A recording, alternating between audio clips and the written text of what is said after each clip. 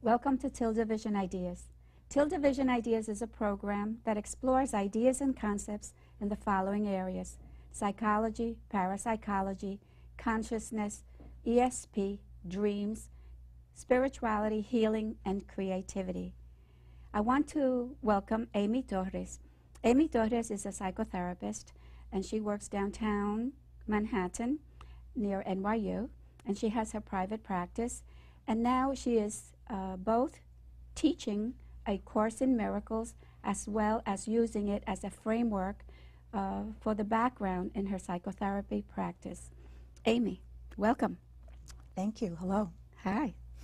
So, Amy, you've done quite a few things. You went to Queens College. Yes, I got a degree in English literature, and that led to me going into advertising, which was quite a study in human nature. And then I went back to school, and I became a psychotherapist at the Gestalt Institute in Manhattan. And during the course of my own therapy as a client, I was introduced to A Course in Miracles and had what I would describe as a spiritual awakening. Do you care to share what that awakening was? I wish I could put into words for people, but what I can really say is that you recognize it either when it happens or at some point after it's happened. I was at a point in my life where I felt very hopeless and despairing, and I prayed. I prayed on a regular basis, even though I did not really believe in God.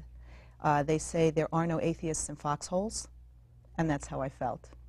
So what happened was that I started getting introduced through a series of amazing coincidences to many spiritual paths. There are no coincidences. Thank you. Okay. Yes, right? Yeah. Everything is already kind of planned. Yeah, it seems like, you know, coincidences are really signposts. Yeah. And the path that ultimately stuck for me is A Course in Miracles. This is a very large book. I understand that the book is divided into 3 parts. Yes. Would you like to share that? The first part is the text, and that is the metaphysical underpinning of the course. It's the theory. The second part is the workbook, which are 365 lessons for each day of the year, and it can be studied for a year or more. You can take your time with the workbook, but never do more than 1 a day because they are power-packed. And the third part is the manual for teachers. We teach what we want to learn, and if we can lead by example and demonstrate the teachings of the course, then that is the absolute best way to learn the course. And who's the author? The author is Jesus. A research psychologist at Columbia University named Helen Schuckman heard a voiceless voice, and that voice was clearly Jesus. And he reveals himself in the pages of the course. Also, the course is written in iambic pentameter for the most part, which is Shakespeare's verse, which is extraordinary. You know, to write 700 pages of text and 1,200 pages total in that way is just one of the many ways that one can tell that the course is not of this world. I can relate to that because I'm also a writer and a poet, and many times I'll write 12 pages without what I think I'm not thinking. They flow through you? It's just flowing, and I have to write very quickly because it's being downpoured. Yes, and I don't want to miss not even a space, so I write very, very quickly. That sometimes later I have difficulty in reading my own handwriting, so I can relate to the author, Jesus. I can understand that very well, but some of our viewers may not understand that. Do you call it channeling, or do you call it inspiration? What do you call it? Yeah, the Course calls it channeling, and I understand that it is an outrageous claim. You know, it's very hard to believe that Jesus wrote this in 1965. It took 7 years for her to scribe the course. She called herself a scribe. Her name is not on here as the author. She said it was a process of dictation. And then it actually got published in 1976. So this Jesus is not the Jesus of the Bible, though I think there are about 800 references to the Bible where Jesus puts things straight and explains what he really meant and what's gotten distorted over time or through translation, or just because we humans are really looking to make trouble. The teachings of the Course are all about looking at the ego mind with the help of Jesus and the Holy Spirit, really taking a look at the viciousness and savagery of the ego thought system. And the Course is a mind training, a practical application to help us return to right mind. And returning to right mind means what? Leaving the ego out? Yeah. Because, you know, we can't destroy anything. As you know, everything is energy, and energy can only be transformed. So what do we do with that ego mind? Do we transform it? We can't transform it, but... We cannot? We cannot. We can only look at it honestly, which is something that we're trying our best not to do. And the reason being? Let's look at the chart. Let's look at the chart. Let's keep on track. Okay. At the top of this chart is God. And components of God are infinity, heaven, Christ. Christ is all of us. It's a Christ consciousness. Yes. I understand that. Exactly. Eternity, joy, love, light, peace, a oneness, which is that Christ consciousness, and mind. This idea of mind is crucial because mind is not the brain. It's not the brain in a body. It's, let's say, consciousness for now. There came a tiny mad idea, a thought in God's mind that maybe we could separate from God. And this thought got scared that merely by having this idea that we could separate from God and be God ourselves, that God would be vengeful, that he would be furious that we had this thought. And at this very point, we could have laughed and just said, oh, how ridiculous, how can we separate from God? We're one. And why would we want to separate from God anyway? We're in a perfect state of love and light. And even if we could separate from God, he would never be mad at us.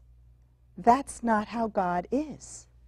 This is basically, I think, where Jesus caught himself and did not descend like the rest of us into the world. But the ego got very scared and immediately denied that it had done anything and pointed the finger at God and said, you are so vengeful, I have to run from you. And then created time and space, moved out of eternity and formlessness into time and space. And let me backtrack a little bit. When you said that ego mind became afraid or that ego mind came into being, where was that ego mind? Ego mind is a thought in the mind of God, which never really happened. It's a delusional state. It never really happened, but for those of us who believe and seem to be convinced that we're in bodies, which is all of us, we need help. We're actually, the Course would say, insane. We're mental patients, and we need intervention. We're really not here. We're really not this here. Couch is, it's a make-believe, it's an illusion. Okay, I'm aware of that. And I also realize that we have a brain, and the mind is not the brain. I'm in awareness of that. But do we have our own mind, and God has his own mind? God has his own mind, and we think that we can go into this fantasy world and have our own thoughts in our own mind. But there's always the remembrance of God within our mind. There's always a remembrance of God if we want to remember. But sometimes people do not want to remember that there is a God, number one, or where they came from. Exactly. They're in denial of that fact. Denial is the perfect word. Denial is the way that we keep guilt from ourselves. We stay in a state of forgetfulness, or we just deny that anything is really happening, sweeping things under the rug. And projection, another term that the Course uses, a psychological term, means that we blame somebody else. It's easier. Yeah. It's easier than having to look at myself and see where I have erred, made a mistake, faulted. Exactly. It's so much easier. It's your fault, Amy. Yeah. It's all my fault. Why not? Okay, Amy, so I will interrupt you now and then, but you were going down the chart. Yeah. Go ahead. So I was saying at this point, the ego created time and space, the world and bodies, and the past and the future. And all of this is just a brilliant disguise. It's an illusion. To plunge into, to avoid God. Because there is no time or space. That's all right. is one. All is one, and all is the present moment, if we can possibly stay in the moment. Yeah. Which is very difficult. Yes. Now and then I get glimpses of the now, which is wonderful. Yeah. Okay, to continue with the chart. Okay. So the work of the Course is really that we start to look at our unconscious guilt, the guilt that we have gone into denial over, or we have projected out onto other human beings or onto God himself. You know, we always feel like God is going to punish us. Or even ourselves, you know. Yeah. There are some people that admit their own guilt and their own fault at things, and so they can blame themselves and feel guilty if they want to. Exactly. Now, what the Course would say is that we're actually light. Oh, we are. We're not personalities or bodies. We're in agreement. Therefore, we're not actually guilty of anything. No, we're not. We're light. But why does the light appear to become muddled at times? If we are light, which I accept, why is it that we say, well, I don't understand this. I don't know how to do that. If I'm light, I should be able to know and do. We are stubbornly insisting upon remaining separate and split off and ego minds. Why do we do that? Well, we're not actually doing that, but we think that we are, and that's probably a perfect ego question. Would it be all right with you if I read the introduction of the Course? Please, go right ahead. Okay, this might start to address some of that. I'm not that stubborn. You see how easy I am? So cooperative, Matty. Okay, the introduction says, "This is a course in miracles. It is a required course. Only the time you take it is voluntary. Free will does not mean that you can establish the curriculum. It means only that you can elect what you want to take at a given time. The Course does not aim at teaching the meaning of love, for that is beyond what can be taught. It does aim, however, at removing the blocks to the awareness of love's presence, which is your natural inheritance. The opposite of love is fear, but what is all-encompassing can have no opposite. This Course can therefore be summed up very simply in this way. Nothing real can be threatened. Nothing unreal exists. Herein lies the peace of God." I had peace of God a few minutes ago, maybe an hour or so ago. A few people canceled on my show, and I said, my show is going on. And I tell you, maybe 5 people canceled, and I said, my show is going on. And I was on the phone from 2:30 to 5:30, and my show is on. Because I refused to fall into fear, and I refused to believe that my show was not going to be possible. I just decided I'm not going to entertain you. And I said, my show will go on, and here you are. Yeah. But it took a while in terms, I know time doesn't exist, but in terms of the clock, it took from 2, 3, 4, 5, 3 hours. But I got what I wanted, my show on the air. Yeah, well, since we do believe we're in this world, and since the Course is a course, it says use the world as a classroom, and that would be the best use of this world. So you used your time well. Yes, and yes, this world is a classroom, and sometimes it hurts, and sometimes we suffer, but sometimes we can be at peace, and in that love that is not learned. I agree. I'm in agreement with you. Okay, Sweet. Amy, so continue. So what this is saying is that free will does not mean that you can establish the curriculum. The curriculum is set. We are God's love. But we can take as much time to futz around and distract ourselves and deny that as we want. You mean when we get engaged in the drama? Totally. Okay, so Yeah. Do not engage in drama. The world is just endless distraction, and what we need to do is remove the obstacles to love's presence. And the way we do that is to start to surrender and turn ourselves over to the Holy Spirit, which is right mind. There's this extraordinary moment where there's some part of us that can witness our own behavior. Yes. Right? Or notice. And it's not easy. We have to become observers of our own self.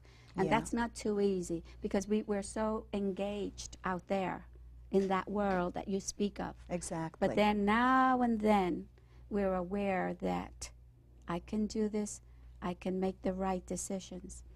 But is it our decision? Is it really our decision? That's a perfect question because actually we don't know anything. So the decision should be made by the Holy Spirit. The only decision we can make is to say something like, to go from here to the decision maker, from wrong mind to the decision maker, and say, thy will be done, or decide for me, or I place myself in your hands, Jesus or Holy Spirit, and let them take over. And this is where they will offer the correction. And all a miracle is a correction to an error. And do you know the correction is gentle? I'm sure you've experienced it. It's extremely gentle. It's you become aware of something you've done not quite right, and it's so gentle and so nice. I like that. I love to be corrected. I call it being convicted. What do you mean by that? Oh, if I was doing something wrong and I get convicted by the Holy Spirit, I am being shown where I was wrong. And you feel a sense of conviction? I feel, I have means to correct this. I can correct it. And then, since it comes so gentle and so loving, I said, okay, I'll go with that. So that's a form of channeling. And I can take a back seat. I can take a step back. And ego, I will not let ego speak because I'm aware of ego in me. I'm very aware. Now, psychologically, we have to build up ego strength before we're ready to let go of an ego. You know, we do want to form an identity before we're willing to remember our true identity. So there are a lot of paradoxes involved in walking a spiritual path like the Course. And the Course is very poetic and symbolic, so it even appears to contradict itself. It also says that there are thousands of legitimate paths, and this is not the only path that you can walk. But two spiritual paths may appear to be completely contradictory, and yet they all lead home. That's right. It's just like the tree has many branches, but they all have unite at one stem, you know, the trunk of the tree. Sure, I accept that. I understand that very well. You mentioned ego, and one time you mentioned that ego with a small E. Yeah, there is no ego with a capital E because that would be equivalent to anything higher case in this sense. We're referring to God.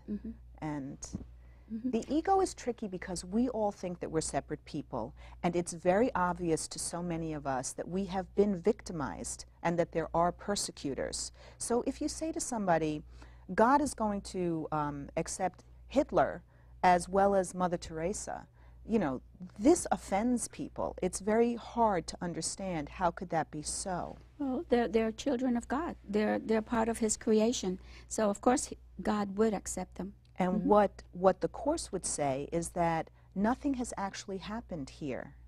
Hitler didn't exist. Mother Teresa didn't exist. Good deeds, bad deeds didn't exist. That all of this is just a darkness that is clouding the light. And we're afraid of the light. If we were to look straight into the sun right now, it would be too much. It would blind us. So as you're saying that these things come gently, you know, Jesus and the Holy Spirit call to us in the sweetest tones, but it takes a long time for us to hear because our heads are buried in the sand. Yes, and we have a lot of chatter going on. Yeah. That chatter is the most riveting.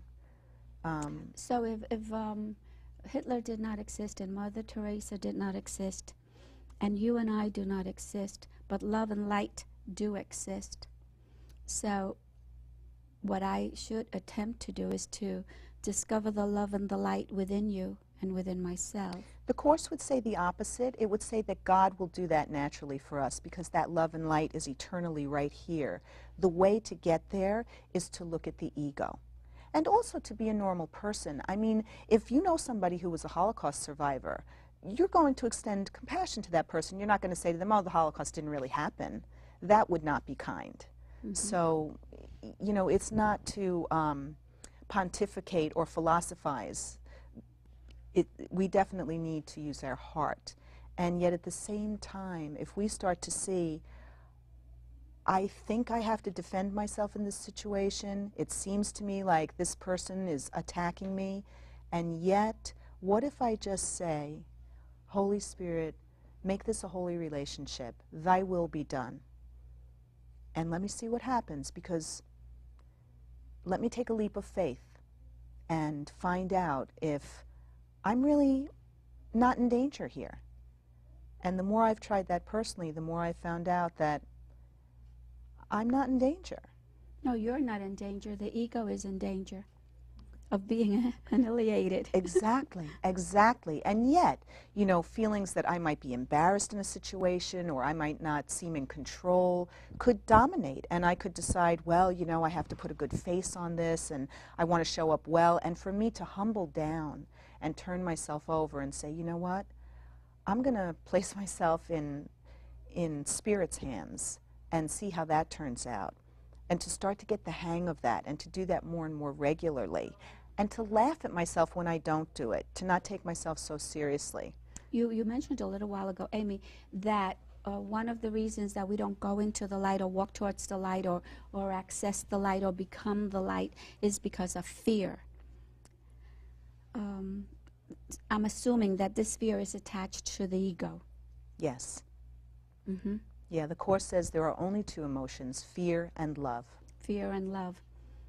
And they cannot coexist. We're either in fear or we're in love.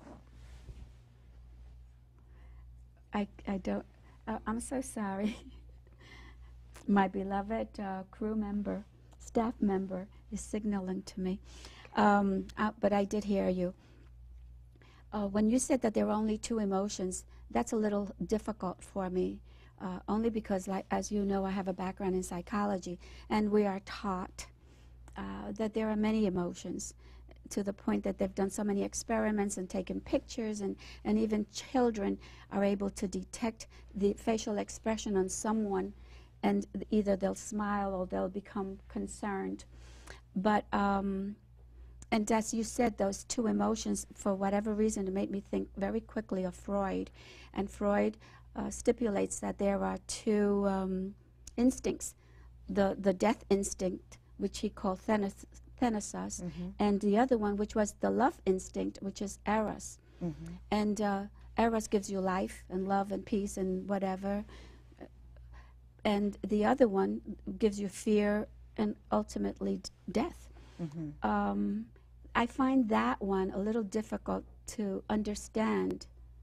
And maybe I'm being stubborn. I don't know. I just want you to know that. Well, actually, all the nuances of and permutations of emotion would fall under the two umbrella categories. Okay, I got you. Of fear or Then love. that way I accept it. Yeah, so hatred, bitterness is fear, and joy and compassion is love. So, so what I have to, here I can't see. What I have to see clear for myself. So fear would bring hatred, jealousy, envy, all the emotions that are unpleasant.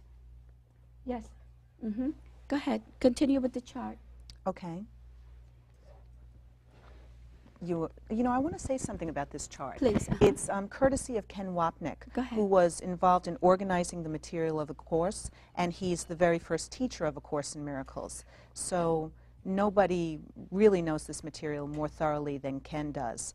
And he tells a story about Freud that Jesus told Helen, who was a psychologist, that if Freud and Jung had worked out their differences, that A Course in Miracles would not need to have been written. So it's an interesting factoid. continue. I'm Oh. listening to you, but I want you to Okay. continue. There are other aspects of the course that are really essential for us to talk about. One is miracles. What is a miracle? And another are special relationships. So I'm just going to read from chapter 1, the first principle of miracles. There are 50 of them given. The first one is, there is no order of difficulty in miracles. One is not harder or bigger than another. They are all the same. All expressions of love are maximal. All expressions of love are maximal. And it says that miracles occur naturally as expressions of love. The real miracle is the love that inspires them. In this sense, everything that comes from love is a miracle. Yes, and it's interesting that you mentioned Jung, because this would be in alignment with Jung's philosophy and his teaching and what he believed in. You know, I have read quite a bit of Jung, but as you already know, we get trained according to Freud.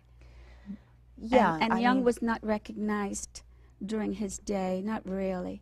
You know, he and Jung, Freud and Jung started off together, but later on they split. But I resonate with Jung's philosophy. Yeah, I mean, Carl Jung was a student of Freud, and Yes. they had this amazing correspondence that went on for years, and then they had this falling out. It's so interesting to think that if they could have worked it out, there would have been a unity and integration. Perhaps there was. We have a minute left, and I want to thank you, Amy. And I know that we didn't really get into the Course in Miracles, but that's why we have the second segment with Amy Torres. So, Amy, I want to thank you. Every time I say Amy Torres, I go into my Spanish. Thank you for watching TildeVision Ideas. And tune in every Monday, every Tuesday, every Thursday, whenever you want. Just tune in. Thank you, Amy. Thanks, Matty.